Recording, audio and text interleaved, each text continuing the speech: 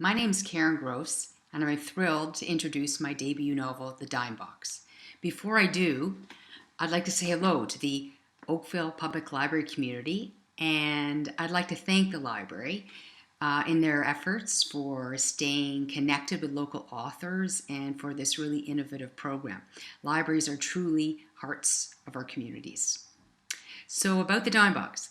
Set in Ontario, it's a story of a young woman accused of murdering her father.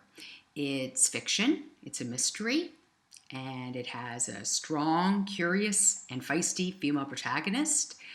Reflects the diversity of Ontario, and the themes within it are those which we really need to take action for every day to build a more inclusive and equitable society. So, marginalization, poverty, domestic violence, mental health, as well as the search for identity and what it means or how we as a society define family. So I'd like to start off and read you a little piece from the Dime Box, and to set the stage, this is a scene from the beginning of the novel.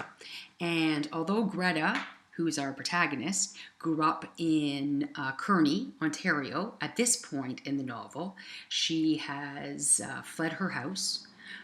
She's 19. She's living in Toronto, and she's just walked into Toronto Police Headquarters on College Street to be interviewed by Detective Alva Perez. So, I have to put on my reading glasses. Here we go. Detective Perez jutted her chin toward the machine on the edge of her desk. "I'm taping the conversation. You okay with it?" Greta's face fell. "Is it taping us now?" "Yes." "Why?" "Didn't my officers tell you? I need your statement. Recorded."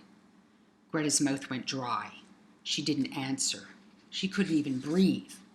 She blocked out everything around her. No, she didn't remember. She had zero recollection. She thought harder. Okay, maybe something, but it was vague. "Ready?"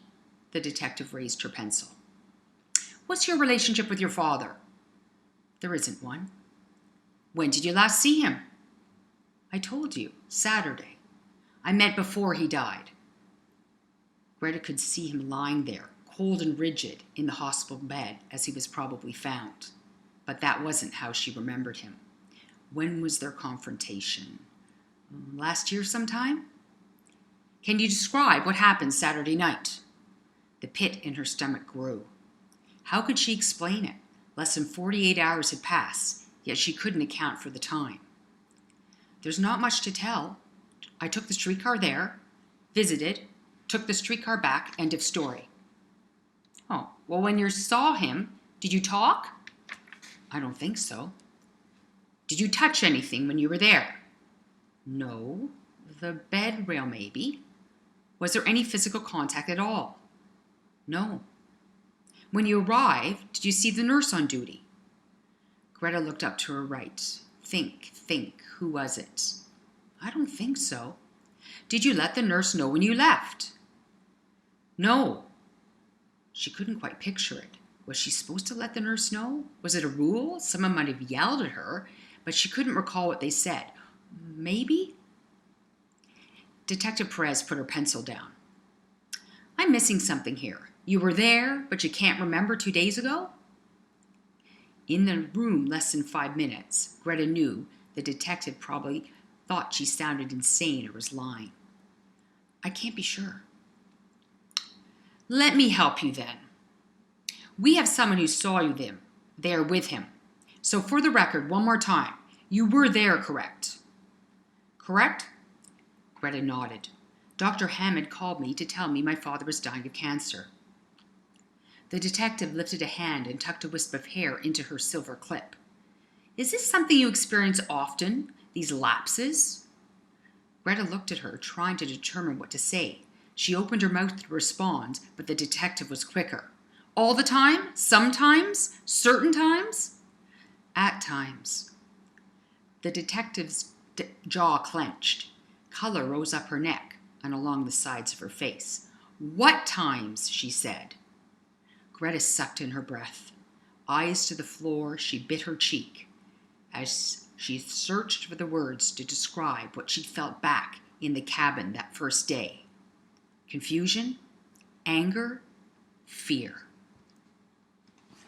So there's an introduction to the dime box and Greta's story. I hope you love it as much, Greta's story, as much as I loved writing it. And of course, if you have any questions or you want to connect, you can reach out with me via Twitter. I'm at kgrose2 or on my website, karengrose.ca. For those of you who may have book clubs and may choose the dime box as one of your book club reads, there are book club questions right on the website as well. And I'd be happy as well to join you. So take good care and happy reading.